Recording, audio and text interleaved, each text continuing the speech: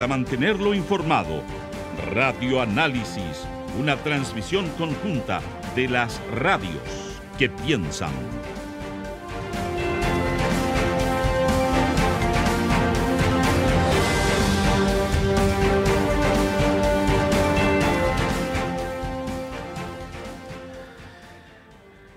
Son las 8:34, vamos a empezar inmediatamente nuestro panel de conversación. Saludamos a esta hora de la mañana, en el último día del séptimo mes del año, a la editora general de nuestro departamento de prensa, Montserrat Rolano. Buenos días, Monse. Buenos días. Y vamos a saludar también a nuestros panelistas. En primer lugar, a la ex secretaria general de Opoli, ex seremi de gobierno del Biobío, Francesca Parodi. Francesca, bienvenida, muchas gracias por estar acá. Hola, ¿qué tal? Muy buenos días. Y también al sociólogo, director ejecutivo de Rumbo Colectivo, militante de Revolución Democrática, Tomás Leighton. Tomás, bienvenido, muchas gracias por estar acá. Muchas gracias por la invitación a ustedes. Muy buenos días. Buenos días a ambos. Un día, una semana bien noticiosa se espera, partiendo por lo que va a ocurrir el día de hoy con el ingreso de del pacto fiscal, que, como hablábamos más temprano, todavía no hay muchos detalles de eso, pero antes quería partir con el tema del caso Convenios, que ha tenido nuevos antecedentes o nuevos episodios, ¿no? Uno con la renuncia de la subsecretaria de las Culturas el día viernes en la noche, y bueno, lo que pasó también en el caso de la gobernación del Biobío y los convenios que se declararon ilegales, ¿no? Ahí preguntarles cómo están viendo este caso, cómo lo ha enfrentado el gobierno, que ayer fue bien categórico el ministro Cordero en calificar de corrupción algunos de estos, particularmente el de Antofagasta, y cómo esto puede enredar el debate político cuando se están discutiendo reformas. Bueno, ya mencionaba lo del pacto fiscal, está también pendiente lo de pensiones. Tomás, ¿cómo ves este escenario? Sí, en realidad los últimos antecedentes hablan de que se sigue un poco la lógica con la que el gobierno ha enfrentado este tipo de casos, ¿cierto? Se hacen investigaciones administrativas internas que, sumado a las diligencias de la Fiscalía, de la Contraloría, determinan faltas y se procede efectivamente a desvincular a las personas que hayan faltado de alguna manera a la promesa que ese funcionario le hiciera al presidente, ¿cierto? De actuar correctamente, apegado a las reglas. En particular lo que se ve en el caso de la ex subsecretaria de Cultura, ¿cierto? Es una falta al deber de abstención, que es algo que se ha visto reiteradamente en este caso. Pero yo creo que igual hay una tentación de enfocarlo solo como un problema de la administración actual, cuando en realidad lo que estamos viendo de la investigación de Contraloría, por ejemplo, es que es algo mucho más estructural, que involucra, de hecho, en su mayoría a los gobiernos regionales, que son de otros signos políticos. Y me refiero en particular a lo que trascendió este fin de semana, ¿cierto? De la investigación de los convenios que ha ido objetando la Contraloría, que en su mayoría, como decía yo, ¿cierto? Eran de gobiernos regionales vinculados a giros de corporaciones o fundaciones que son demasiado amplios, y donde los casos más graves están en el gobierno regional de Los Lagos, que lidera en particular Patricio Valespín, ¿cierto? Que es exdemócrata cristiano. Entonces, con esto quiero decir que al final lo que aquí estamos viendo es que el caso de los convenios fue mostrando cómo tenemos un problema que es mucho más amplio. Yo creo que cuando no se respeta el principio de abstención, uno puede verlo de dos maneras complementarias, ¿cierto? O sea, uno achaca la culpa individual del funcionario en cuestión, pero también se pueden explicar cosas más estructurales, ¿cierto? O sea, si hay corrupción o no, que en este caso, como bien decía el ministro Cordero, hay casos en que sí, eso se va a ir determinando con las investigaciones. Pero yo creo que además de reprochar estos actos, es posible advertir que el sistema que regula hoy día las transferencias del Estado a los privados no está dando el ancho. O sea, los privados que ejecutan políticas públicas o que ofrecen servicios en nombre del Estado, digamos, están fallando rotundamente, y ante eso tenemos que avanzar hacia que el Estado se modernice y tome las medidas correspondientes para terminar con este tipo de casos, ¿cierto? Así lo veo yo. Sí, muy lamentablemente cuando en el debate público no se es preciso, se induce a la ciudadanía a pensar cosas que no necesariamente son. O sea, tú hacías mención de esto, Tomás, a que la mayoría de los convenios objetados son de gobiernos regionales. Yo me atrevería a decir que la gran mayoría de las personas no saben esto, que es elemental, así como tampoco saben que el mecanismo que la ley asigna a los gobiernos regionales para a su vez asignar los recursos es casi exclusivamente el de las asignaciones directas. Por lo tanto, tampoco podría cuestionarse a una gobernación regional por incurrir en el prácticamente único mecanismo que la ley le permite para tal efecto. Pero bueno, dicho esto, Francesca, y te lo pregunto también como militante de uno de los partidos de la oposición, se ha dicho respecto a este gobierno que no ha reaccionado a tiempo, que no ha sido lo suficientemente enérgico. Aparece casi siempre, al cabo de algunos minutos de conversación sobre este tema, Jackson, nuevamente, ¿no? Jackson ahí como parte de la discusión. Pero bueno, está haciendo el gobierno todo lo que está haciendo. Te voy a poner solo como ejemplo que ayer en una entrevista se le preguntaba a la ministra Toá por qué le habían pedido recién la renuncia el viernes a Andrea Gutiérrez, si esto se sabía desde el miércoles. Ella dijo, bueno, supimos el viernes y le pedimos la renuncia el viernes. ¿Qué más rápido quiere que actúe, no? Es como... bueno, ¿cómo ves? ¿Está actuando el gobierno con la suficiente energía frente a este asunto? ¿O tú piensas también que ha habido una falta de celeridad o de determinación en esta materia? A ver, es difícil no caer en la tentación un poco de criticar al gobierno, ¿no? Porque efectivamente cuando uno es oposición tiende a ver las cosas más grandes muchas veces de lo que son. Ahora, yo creo que sí, estamos dentro de un caso que yo creo que es grave, ¿no? Y ahí coincido con Tomás que efectivamente la mayoría de los casos que están siendo en este momento objetados por Contraloría son de los gobiernos regionales, cosa que encuentro bastante lamentable porque creo en la necesidad de una descentralización real y esto tiende un poquito a pensar de que mientras más desconcentrado sea el sistema, más posibilidades hay. Yo creo que el sistema no da el ancho y coincido con Tomás con eso, pero también creo que los pillos también dan el ancho para poder saltarse cualquier tipo de reglas. Eso también creo que no sé qué tan férreo puede ser un sistema si hay personas que están dispuestas a hacer actos de corrupción. Creo que el gobierno ha sido titubeante, en el sentido que al principio salió un presidente Boric defendiendo y prestándole ropa a personas que finalmente terminaron cayendo. Creo que más allá de la responsabilidad administrativa hay responsabilidades políticas detrás y creo que eso también hay que dar esas señales. Creo que la salida de la subsecretaria de Cultura viene a paliar un poco las dudas o las suspicacias políticas que hay detrás de todo lo que está pasando, más allá de los actos de corrupción en sí mismos, porque efectivamente siembra un manto de dudas con respecto al actuar de este gobierno o del gobierno regional de turno. Entonces, yo creo que ha sido titubeante y creo que hay responsabilidades políticas que se tienen que cobrar. Ahí no voy a entrar al comodín de Giorgio Jackson, porque efectivamente creo que ya está haciendo un comodín. Ya antes era, no sé, el gobierno necesitaba la nueva constitución, no le funcionó, el pacto fiscal que tampoco funcionó, veamos qué pasa ahora, y ahora la oposición un poco se escuda detrás de Giorgio Jackson para no poder avanzar en temas que son absolutamente relevantes y en los cuales yo no estoy de acuerdo con bajarnos bajo ningún punto de vista de la mesa de las pensiones. Pero ahí yo creo que efectivamente hay señales políticas que todavía hay que dar, ¿eh? Y yo creo que hay renuncias que son necesarias, porque bajo esos mandatos han ocurrido casos que efectivamente son terriblemente fuertes para lo que es la credibilidad de nuestro sistema democrático. Y ahí yo creo que no tenemos que titubear ni un solo segundo. Creo que ha sido un gobierno más bien titubeante con esto. Creo que ha tenido momentos de mucha dureza, pero también ha tenido momentos de mucha blandeza o incluso de relativizar lo que está pasando. Ya, bueno, ahí, Tomás, considerando lo que plantea Francesca, responsabilidades políticas y lo que yo mencionaba también de las reformas que están un poco ahí enredadas en el Congreso, ¿cómo ves eso? Porque ayer, por ejemplo, el diputado Guillermo Ramírez le preguntaban si es que el ministro Jackson renunciaba, volvían a la mesa de pensiones y él decía que sí, ¿no?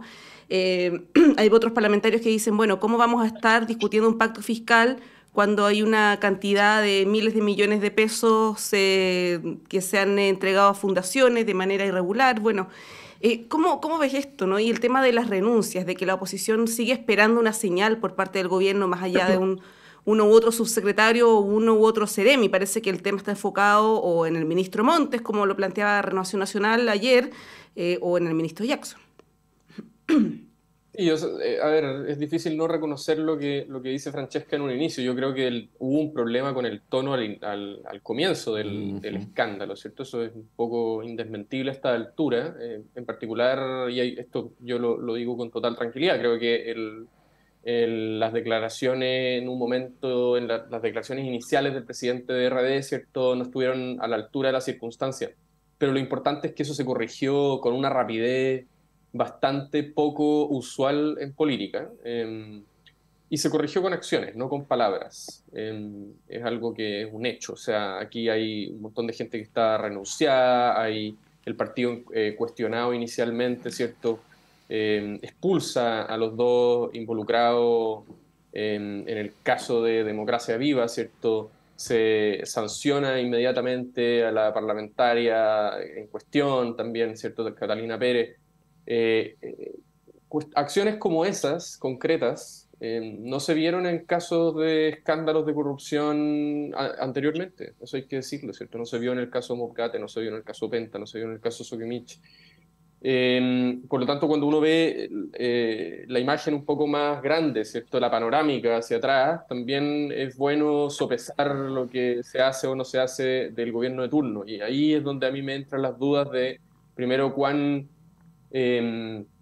bueno, coincidir nada más con Francesca, efectivamente bajarse una mesa de negociación por una reforma tan importante y que tiene tantas expectativas ciudadanas como la reforma de pensiones, no parece ser razonable porque se ve efectivamente, yo creo que la ciudadanía entiende esto como un oportunismo, como una cuestión de pelea chica. Y en ese sentido, además, se produce un efecto paradójico. Yo creo que esta carta calumniosa que hizo la UDI acusando al ministro Jackson sin ninguna prueba de una posible vinculación con el caso del robo de los computadores, al final le sale el tiro por la culata y termina no solamente dejando mal a la UDI, sino que se afirma el ministro Jackson también, ¿cierto? Eso es concreto, es real. Y por otro lado, en relación con el pacto fiscal, yo creo que ahí hay un punto muy importante, que es bueno que se entienda en la discusión. Un pacto fiscal, como bien ha dicho el exministro Briones, por ejemplo, que es alguien que está llano a conversar medidas tributarias que aumenten la progresividad del sistema, por ejemplo, de imposiciones en Chile. No es solamente aumentar la carga tributaria, también es modernizar el Estado, es hacer que se gaste mejor, que sea más eficiente. Entonces, ¿por qué no pensar que dentro del pacto fiscal, dentro de estas medidas que ayuden a aumentar la productividad, por ejemplo, también, a promover el crecimiento, el empleo, estén medidas que apunten a aumentar la probidad y la transparencia en las transferencias directas que hace el Estado a privados, ¿cierto? O sea, creo que al revés, no es que porque existe este caso de escándalo de los convenios no podemos avanzar hacia un pacto fiscal. Es justamente porque existe, es que necesitamos un nuevo pacto fiscal, porque necesitamos que las personas confíen en que se suban los impuestos, porque yo creo que eso es lo que se necesita para avanzar hacia mayor desarrollo en el país. Y lamentablemente es un proceso difícil porque la gente no confía, ¿cierto? Necesitamos mayor cultura tributaria y para poder confiar necesitamos que se vean reflejados que los recursos que se inyectan vía impuestos son bien utilizados y eso es una realidad. Sí, Francesca, esto lo hemos hablado como 1000 veces y con tu consentimiento creo que vamos a tener que hablarlo como 1000 veces más de aquí en adelante, pero bueno, hay temas, tú sabes, en la política chilena que son súper cíclicos, ¿no? A propósito de esta coyuntura, ¿no? Efectivamente está la mención al pacto fiscal que hace Tomás. Hay dos exministros de Hacienda que no son de gobierno, sino de oposición. Uno es Andrés Velasco, otro, como citaba Tomás, es Ignacio Briones, que es de tu partido, que coincide en que el gasto social no se puede financiar sin un incremento de la recaudación fiscal por la vía de impuestos. Por lo tanto, parecería ser que al menos en este punto, y a mí no me gusta mucho la palabra, pero desde un lugar técnico, vamos a decirlo así, parece haber un consenso más transversal respecto a la materia, y sin embargo hay una cerrazón muy dura de un sector de la derecha. Misma cosa respecto al debate sobre la reforma al sistema de pensiones, que creo que sería más transparente reconocer que hay en el sistema político diferencias de carácter ideológico en vez de incurrir en eslóganes como decir no hay que tocarle la plata a los trabajadores, cuando en realidad si uno va al punto concreto, al origen de la discusión, que son los montos de las jubilaciones, son tan miserables que esto debería ponerle un sentido de urgencia al conjunto del país y no quedarnos en disquisiciones técnicas. Pero bueno, te menciono estos dos ejemplos para decir que es evidente que hay un tipo de oposición que quiere dialogar y otro tipo de oposición que es más obstruccionista, y que entre medio hay un sector que va para un lado y que va para el otro, ¿no? Y inevitable mencionar y agregar, no quiero echarle tantos ingredientes a la sopa, porque una sopa con demasiados ingredientes no queda buena, pero inevitable agregar este aumento en la simpatía por el Partido Republicano en la última entrevista a CEP, y los últimos dichos del presidente del Partido Republicano, donde por ejemplo dice que si llegan al gobierno van a tratar de revertir el aborto en 3 causales. Bueno, aquí hay 2 modelos de oposición, y me da la impresión que no solo oposición, sino también 2 modelos de país, ¿no? ¿Cómo vislumbras esa encrucijada en la que está el sector, o los sectores, según como tú lo quieras decir? Oye, le pusiste muchos ingredientes a la sopa y no sé por dónde empezar, la verdad. Quise dar un marco para ordenar, si desordené, discúlpame. Pero bueno, entra... Sí, me desordenaste la sopa más que lo que lo ordenaste. Sí. Pero una cosa muy breve con respecto a lo que decía Tomás. Él habló de la reacción que ha tenido su partido político con respecto a los casos de corrupción. Yo celebro, obviamente, que sea así, pero lo que hablaba yo era más bien las señales políticas que da el gobierno, porque a los partidos políticos nos importa a nosotros los militantes y a nadie más, sino que a la ciudadanía le importa lo que hace el gobierno. A ver, yo creo que esta retirada de repente, nosotros, por ejemplo, yo me acuerdo cuando nosotros nos bajamos de la mesa de seguridad, y nos bajamos de una temática que es tremendamente importante, pero fue a raíz de los indultos que hizo el presidente, que tenía que ver con las temáticas de seguridad.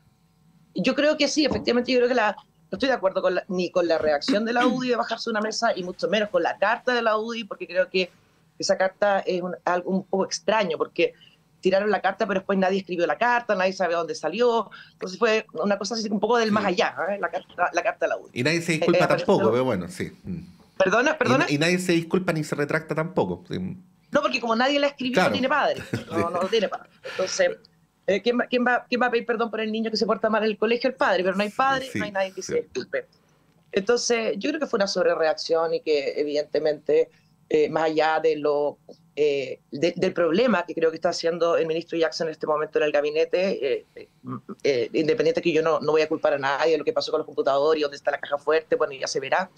Creo que está siendo un problema político, y no solamente ahora con el caso de computadores, creo que viene mucho antes, dentro de la propia coalición de gobierno. Claro, la reforma, yo estoy muy en la línea de Ignacio Briones. Yo creo que cualquier pacto tributario tiene que venir acompañado de una necesaria reforma al Estado, y una reforma profunda.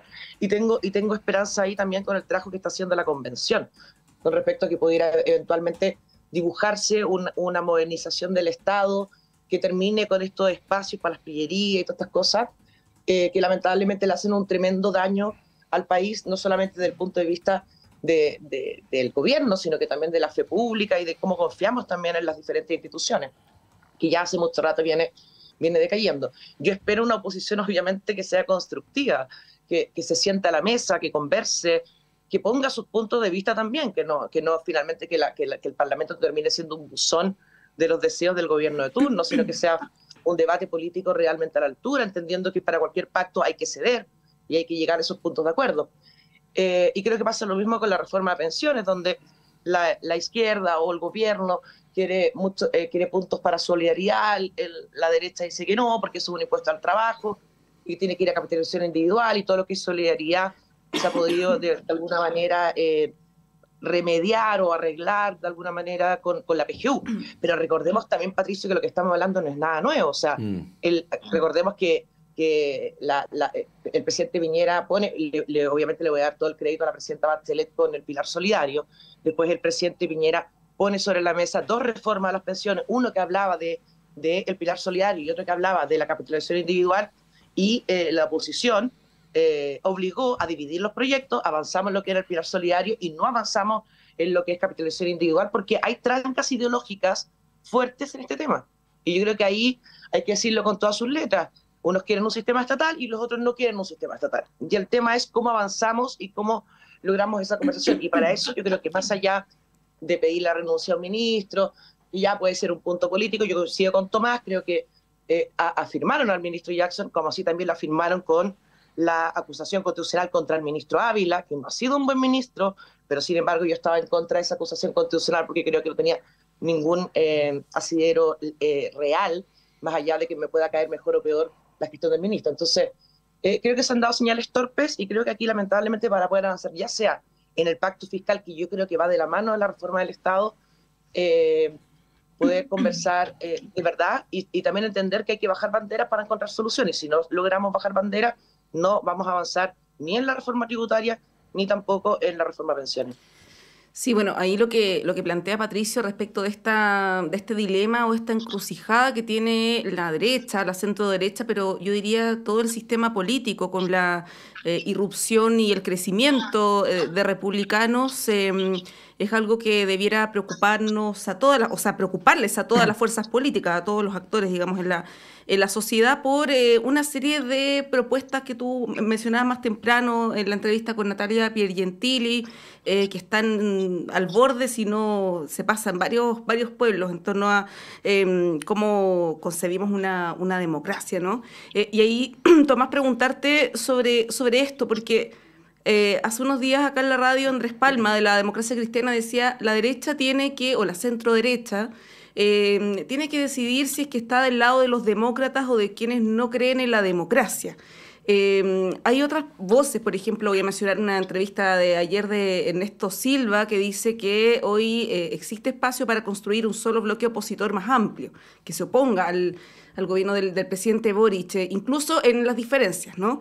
Hay como dos miradas, una que plantea que se debieran aglutinar estas fuerzas de derecha o de centro derecha, incluyendo al Partido Republicano, y hay otras que piensan lo contrario. ¿Cómo ves eso? Porque es una cuestión que no solamente afecta a la derecha, sino que también a la relación con la contraparte, en este caso con el gobierno del presidente Boric, y cómo se llevan adelante reformas, ¿no? Iniciativas que también son necesarias para la ciudadanía. ¿Cómo ves ese cuadro? Sí, no, yo creo que esta discusión es muy importante sobre voy a llamarlo tentaciones, quizás que la derecha más tradicional o los partidos de Chile Vamos, ¿cierto?, tienen para pactar con la extrema derecha de José Antonio Kast, que yo creo que tiene que ver con un fundamento de recuperar o esta lógica de entender que existiría un votante decepcionado tradicional de la derecha que está yéndose a republicano, ¿cierto? Uh-huh. Entonces que por eso la derecha tradicional tiene que hablar claro, como se suele decir, ¿cierto?, para recuperar ese votante y que no se vaya a José Antonio Kast. En realidad eso es bastante paradójico, ¿cierto? O sea, lo que dicen los estudios es que en las últimas décadas la derecha estaba experimentando un proceso de liberalización, ¿cierto?, muy en consonancia con lo que está de alguna manera ocurriendo en la sociedad. Pero ese proceso se interrumpió a eso del segundo gobierno de Bachelet, ¿cierto? Que algunos estudios ya han ido diagnosticando cómo la derecha abandonó ese camino de moderación programática, algo que ya puede verse en el programa de Sebastián Piñera del 2017, y que luego ya el estallido social de verdad cerró toda posibilidad, y yo creo que muchos de esos sectores como que huyeron hacia adelante, ¿cierto? O sea, un cuestionamiento general. Y en vez de moderarse es como voy a echarle más azúcar al café, en vez de, ¿cierto?, llevar al sector a una autocrítica. Pero yo creo que ese diagnóstico electoral de que como irrumpe José Antonio Kast les quita votos por derecha, yo creo que en verdad no es tan así, y de hecho tiene dos riesgos que uno los puede ver a nivel internacional, ¿cierto? O sea, el primer riesgo es como cuando se celebra una alianza con la ultraderecha, que efectivamente que valida el golpe de Estado, que valida la dictadura militar, aunque se celebre en un salón elegante y que sea todo muy civilizado en términos de forma, en realidad lo que se hace es validar a grupos que son extremistas, ¿cierto? Que alimentan a grupos que son violentos, que ponen en riesgo a personas de la población, ¿cierto? A las mujeres, a las minorías sexuales. Y yo lo quiero decir así, a mí me parece que el Partido Republicano es un peligro para la democracia.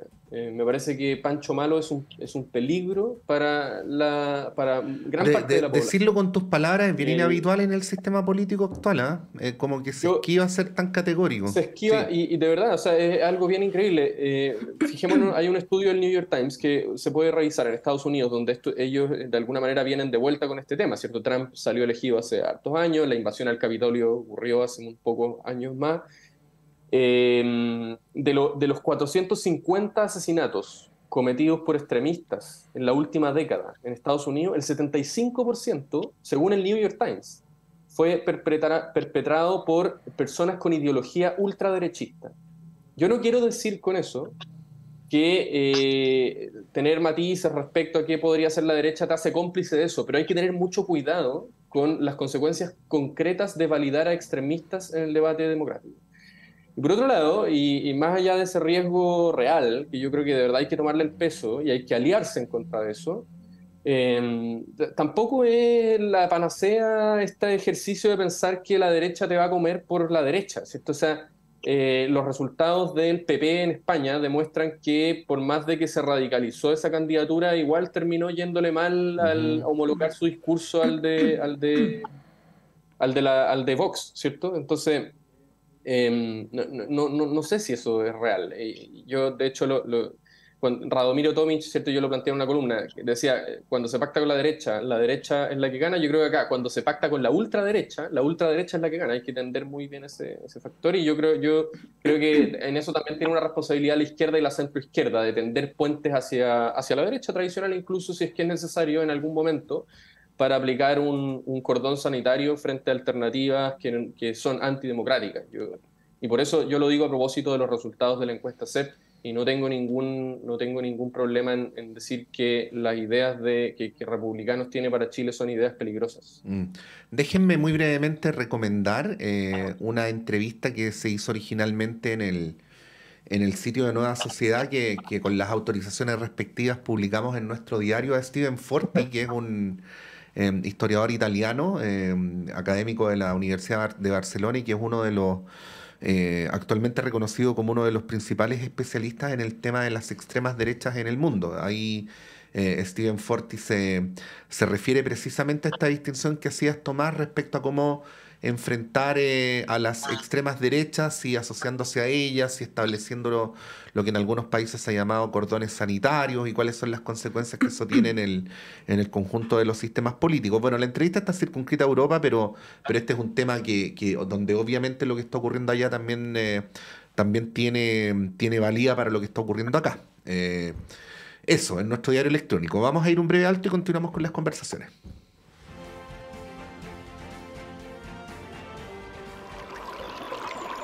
Aguas Trayén o Cascada en Mapudungún es la mejor agua purificada con tecnología de última generación. Para más información, visite su página web www.aguastrayen.com.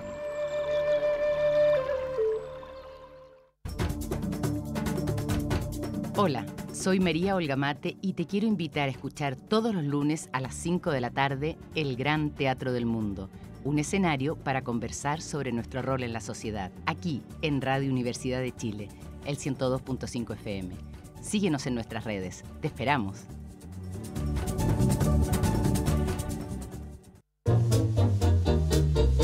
Radio Universidad de Chile los invita cada martes a las 11 horas a sintonizar el programa Las Vueltas de la Vida, Sexualidad en las Personas Mayores.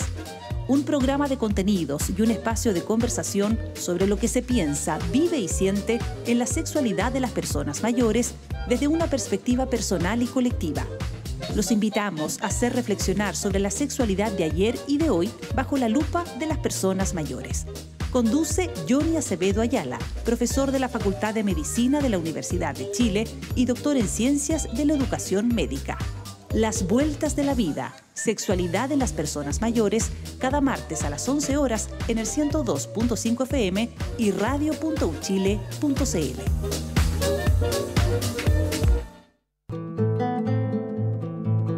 Hola, soy Luis Mesina y les quiero invitar a todos y a todas para que sintonicemos todos los días viernes de 16 a 17 horas en Radio Universidad de Chile el programa Debate Social, donde estaremos discutiendo, debatiendo, conversando con amigos y amigas sobre la realidad nacional, especialmente del mundo social. Así que quedan todos invitados e invitadas a escucharnos.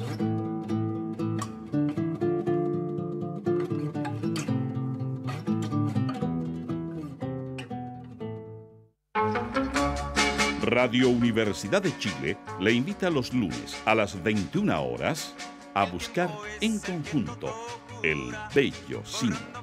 Una conversación musical para encontrar las buenas señales, para volver a creer en un país digno, para buscar un mejor destino, para buscar un Bello Sino. Un programa creado y conducido por Argos Geria. Bello Sino, lunes a las 21 horas en la radio que piensa. Este sábado 5 de agosto a las 17 horas celebramos en Sala Máster de Radio Universidad de Chile los 33 años del programa Savia y Raíz del Folclor Chileno. En esta jornada tendremos música, bailes, cantos y muchas sorpresas a cargo de los grupos Los Guasos Hidalgos, Las Rosalías y el conjunto Coyagüe. Los invitamos este sábado 5 de agosto a las 17 horas en punto en Sala Máster. Miguel Claro 509 Providencia. Transmisión en directo por el 102.5 FM y radio.uchile.cl. Entradas a la venta en Discomanía. Colabora El Rincón de Einstein.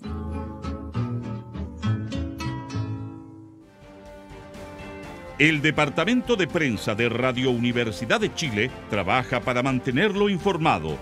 Radio Análisis, una transmisión conjunta de las radios que piensan.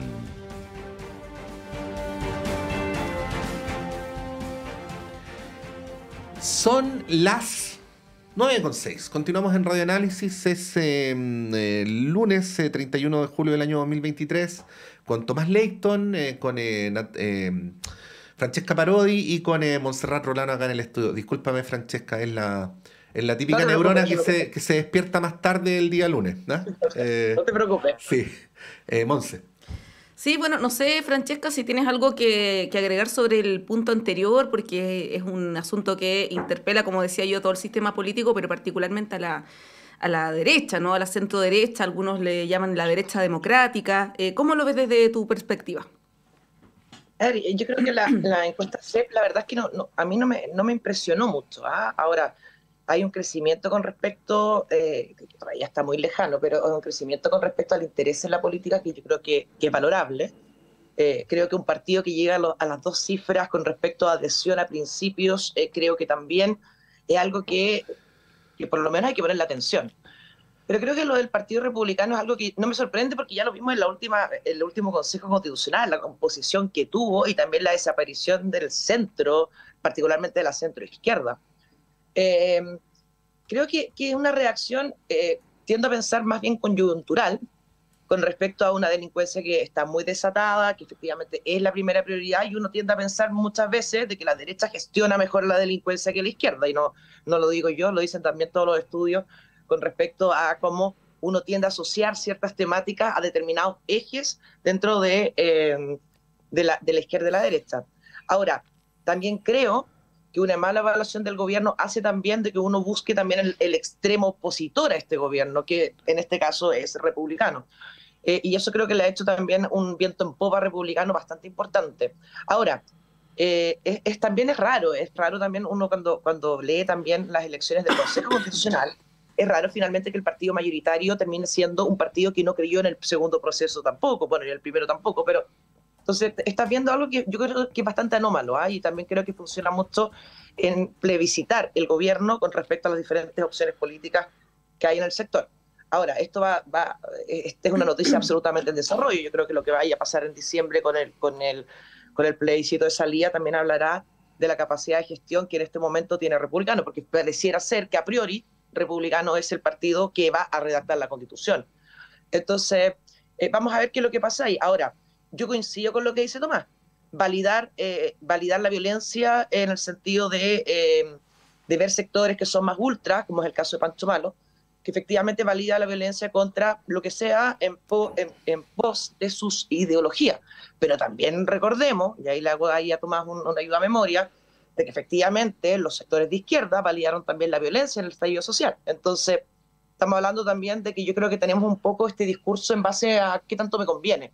Yo creo que la violencia se tiene que criticar independiente si viene de sectores más cercanos, sectores más lejanos, como podría ser para uno la izquierda o la derecha. Y yo, claro, yo también veo con mucha preocupación lo que pueden hacer los partidos de derecha con esta fuga desde la derecha hacia el sector, o digamos de partidos que han logrado tener un diálogo más abierto con respecto a poder conversar con la izquierda, que puedan tener una tentación de poder volver a trincheras políticas que efectivamente lo que puedan terminar haciendo es robándole votos por la derecha. No me preocupa por mi partido, porque creo que hemos sido un partido bastante consecuente desde el punto de vista de lo que creemos, y si que creemos que hay que apoyar al gobierno se hace, y cuando creemos que no hay que apoyar al gobierno no se hace, pero creo que puede entender esta trinchera política que finalmente fue lo que se vivió en la segunda vuelta presidencial, donde tenía una izquierda muy izquierda y una derecha muy derecha, y los sectores más de centro mirando un poco cómo pasaba la pelota de un lado hacia otro. Entonces, yo creo que hay que tener un solo discurso independiente si viene desde la izquierda o desde la derecha. Sí, yo creo que en ese sentido, Tomás, también está como la obligación que tiene todo sistema político de tratar de entender con su particularidad en cada uno de los partidos el país donde vive, ¿no? Esto debería ser una obviedad, pero en la medida también de que los partidos políticos se han jibarizado, se me ocurre que se hace un poco más difícil, ¿no? O sea, el otro día veía y no lo digo de pesado, pero veía en Twitter a un importante dirigente de un importante partido político en Chile que publicaba una foto de una reunión que había tenido con un comunal, y esa reunión se había hecho en el comedor de un departamento, ¿no? O sea, ese era el comunal. Y eso obviamente no ocurría antes. Y te lo comento porque a propósito de lo que estamos conversando, y a propósito de la encuesta CEP, la semana pasada nosotros entrevistamos a Sebastián Izquierdo, que trató de explicarnos yendo más al fondo que los titulares de la prensa. Y bueno, primero decir, 10% no es poco, pero 10% es muy poco en comparación con el 90% restante, ¿no? O sea, también decir que lo que la misma encuesta señala es que la abrumadora mayoría en Chile es la de gente que no se identifica con ningún partido político, ¿no? Entonces, eso es lo primero.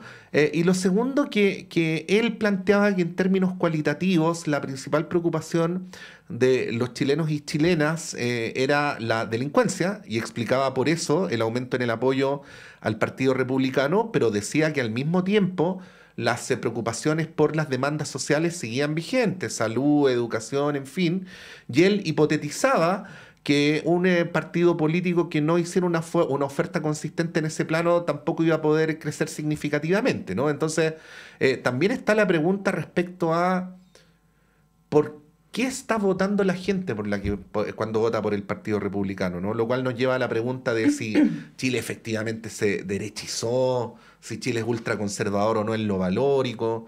Y como decía muy bien Monse, esta es una pregunta que no solamente atañe al Partido Republicano, sino que interpela directamente al resto de los partidos políticos del sistema de cómo se suben al caballo, ¿no? Bueno, Tomás, en ese plano, ¿qué podrías decir?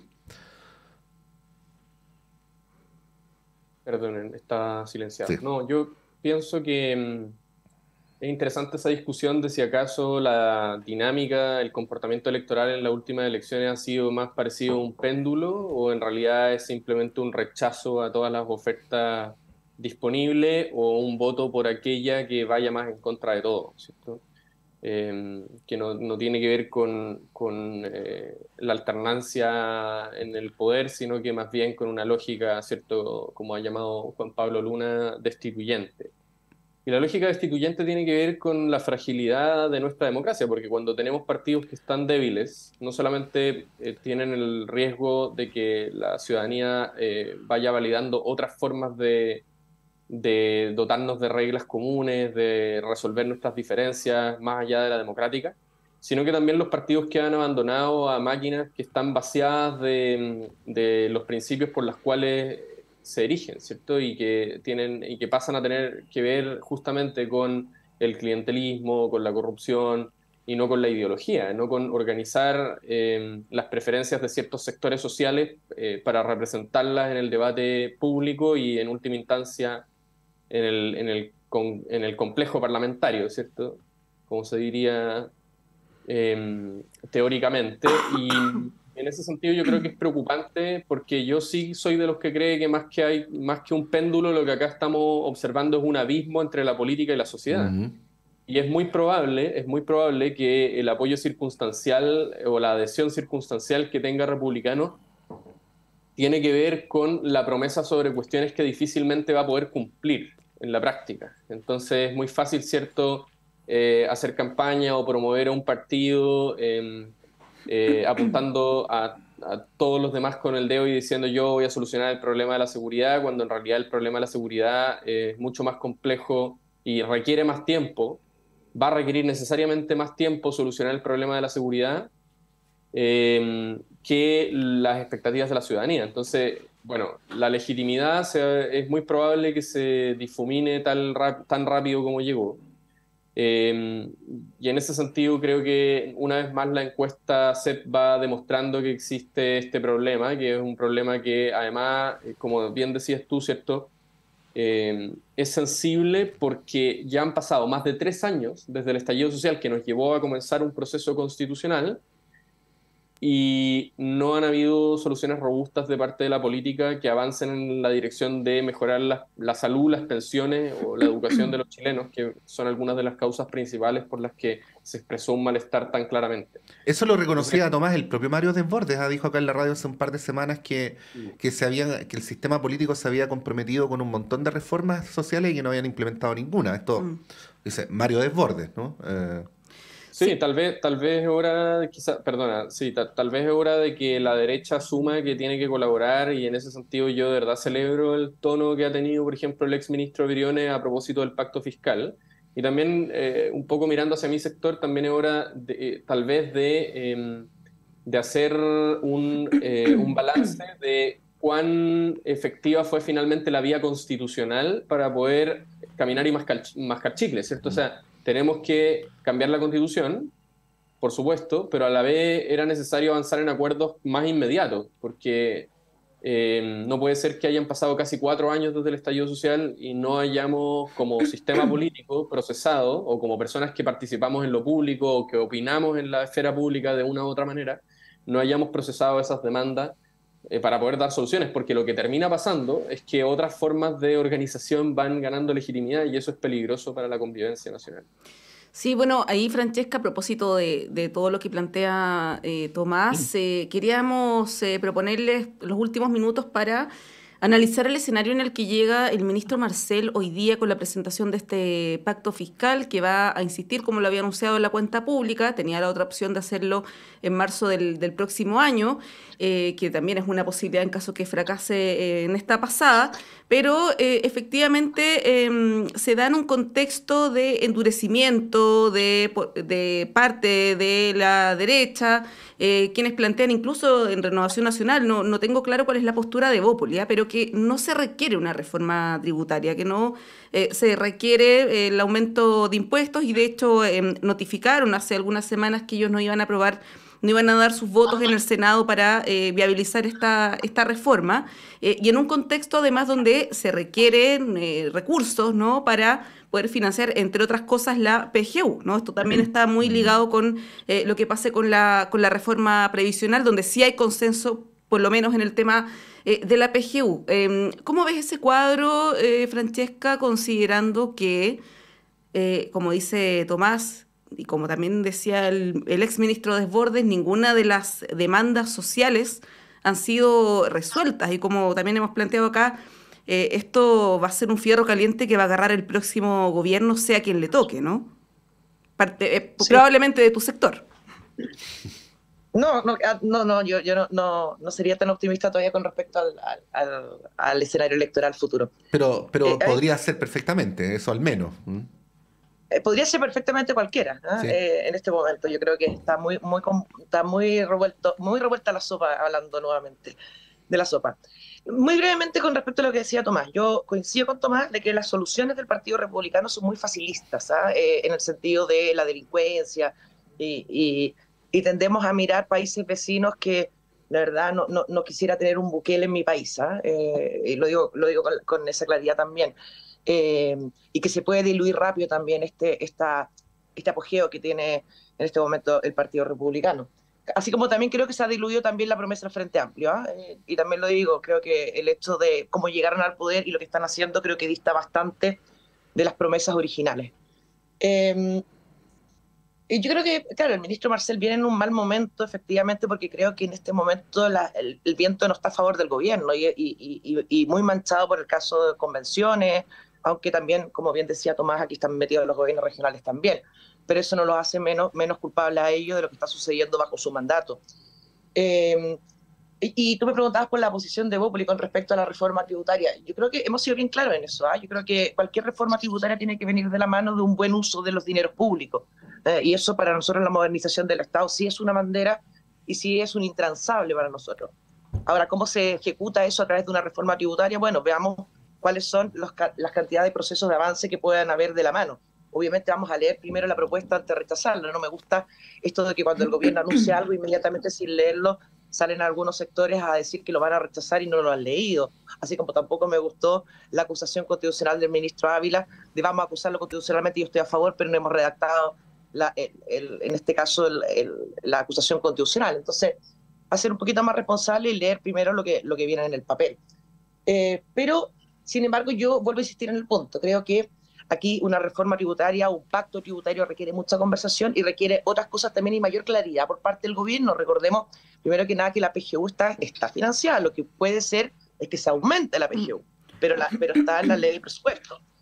Y también esta cosa que a mí no me gustó nada cuando fue el final de la salida de la reforma tributaria 1.0, de que finalmente empezaron a decir que casi no se podía financiar nada con el sistema tributario actual, y después salía a decir, no, es que esto va a ser para la condonación del CAE, y después sale la ministra toda para decir que no es para la condonación del CAE, y después sale, entonces también un poquito el discurso del gobierno de poder transparentar el aumento tributario en un momento en que Chile no está creciendo, así que ojo también con las proyecciones económicas que podemos hacer de una reforma tributaria, de decir para qué se va a utilizar la reforma tributaria. Porque efectivamente casi la culpa la tenía la condonación del CAE, la deuda histórica de los profesores, y después sale Toá diciendo que no, Marcel tampoco. Entonces, que el gobierno tenga un discurso un poquito más claro, porque efectivamente tiene que ir a persuadir a sectores que a priori no tienen ningún interés en hacer una reforma tributaria. Y yo creo que el gobierno peca también el pecado de origen, decir para qué, cómo, dónde y cuánto. Sobre todo cuánto, porque creo que las proyecciones en un país que no está creciendo creo que son un poquito pretenciosas para el momento económico actual. Sí, en esa línea, Tomás, cada cierto tiempo aparece una crítica a este gobierno porque prometió mucho en campaña.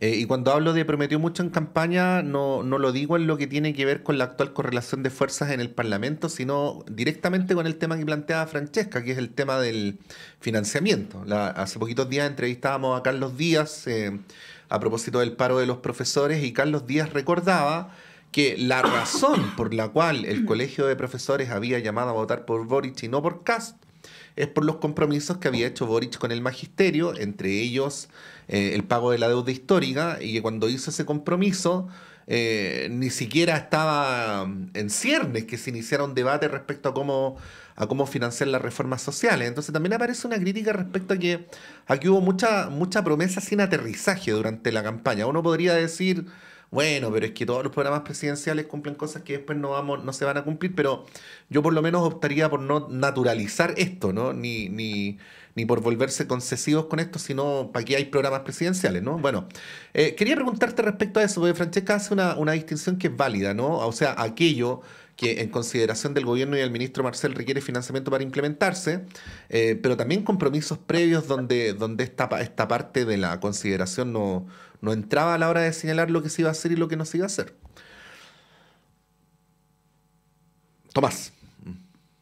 Sí, yo pienso que el balance respecto a cuánto se avanzó el programa de gobierno inicial tiene que hacerse con conocimiento de causa al término del gobierno. Yo en ese sentido tendría paciencia respecto a cómo se desarrolla la agenda legislativa de aquí a que termine, porque todavía queda tiempo. Pero en segundo lugar también aquí hay que entender que el grado de cumplimiento del programa de gobierno no depende solamente del gobierno. En gran medida, como son reformas que se procesan, ¿cierto?, a nivel legislativo, también dependen de la disposición de la oposición, en el sentido de cuánto la oposición está o no de acuerdo con algunas de las reformas que se planteaban en el programa, ¿cierto? Eso es fundamental. No estamos viendo un gobierno que puede gobernar por decreto, y de hecho, cuando se ha esbozado dar cumplimiento a algunas de las expectativas ciudadanas que habían respecto a medidas del programa, algunos sectores de la derecha han acusado, no, pero es que no quiere pasar por el Parlamento porque estaba gobernando por decreto, entonces palos porque bogas y palos porque no bogas. Eso no quiere decir que yo estoy muy de acuerdo, ¿cierto?, contigo, de que no hay que naturalizar el incumplimiento de promesas. De hecho, el estado en el cual estamos respecto a la poca legitimidad del sistema político tiene que ver con promesas defraudadas. Entonces hay que tomarle el peso, y eso es algo que es responsabilidad tanto del gobierno como de la oposición. Y en relación al paro de los profesores, bueno, es una movilización legítima que tendrá que explicar el actor correspondiente, en este caso el colegio, el magisterio, ¿cierto?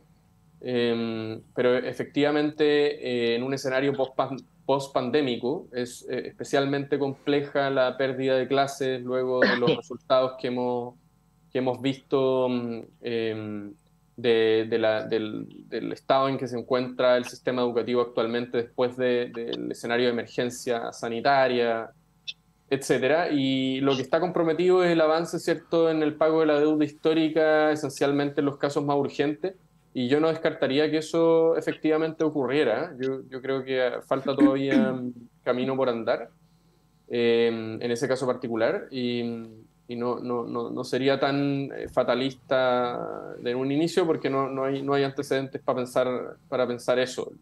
Respecto a las volteretas de discurso en relación con la reforma tributaria, a mí lo que me ha parecido más escandaloso es como el discurso de la CPC, ¿cierto? A favor en un inicio, después no, después sí. Ese sí que depende del grado de aprobación del gobierno en las encuestas, porque la verdad es que se han dado una cantidad de vueltas para justificar o no, que ha sido distinto, yo diría, a los partidos de derecha, que han sido más consistentes con su crítica a aumentar la carga tributaria. Hay otros que están a favor, como es el caso de Bópoli, pero hay otros partidos que se han opuesto más consistentemente de inicio a fin.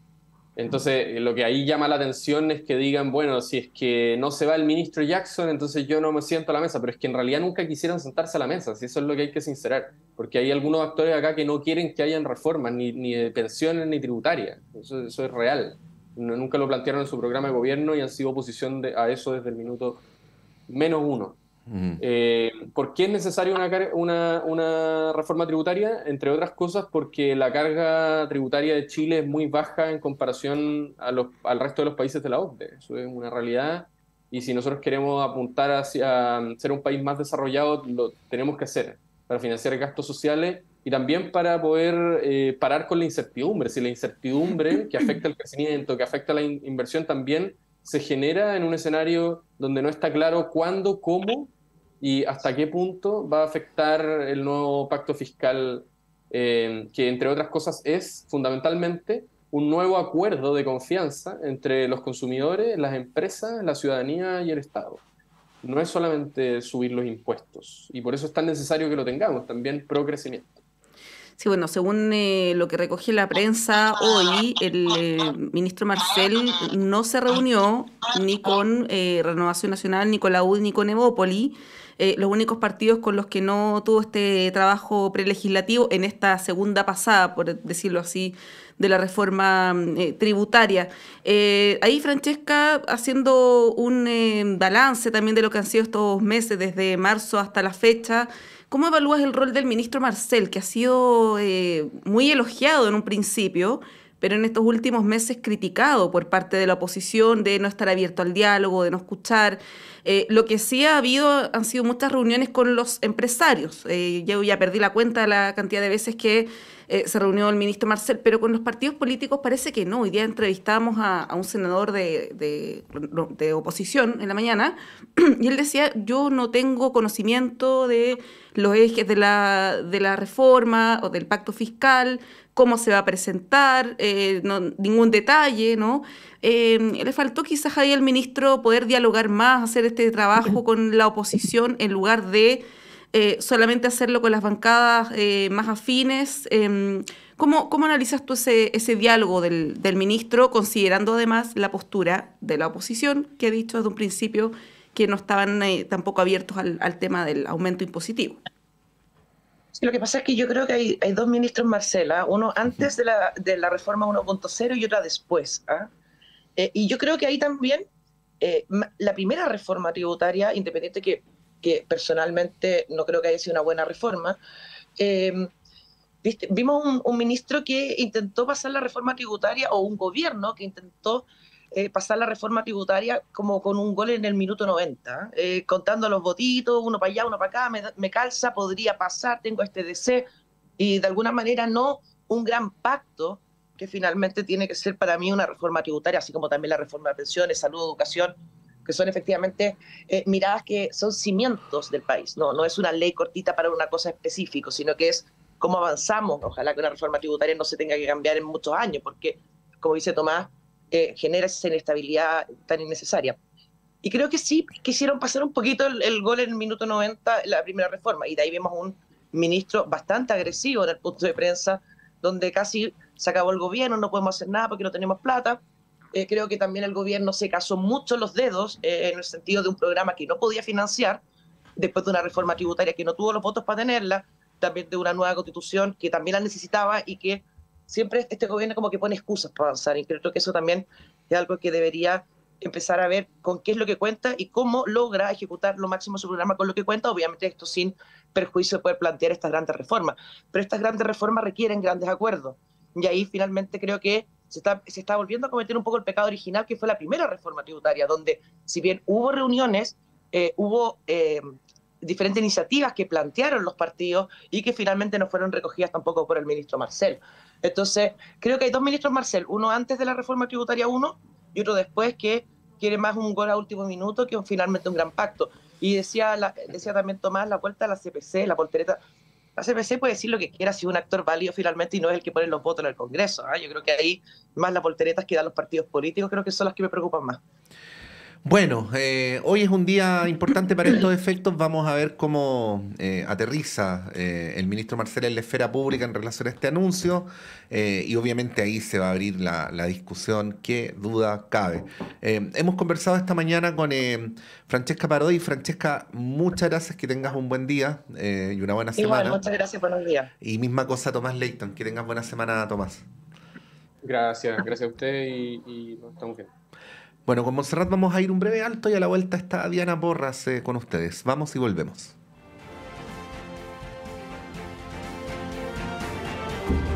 Proyecto 50. Las noticias de los 50 días previos al golpe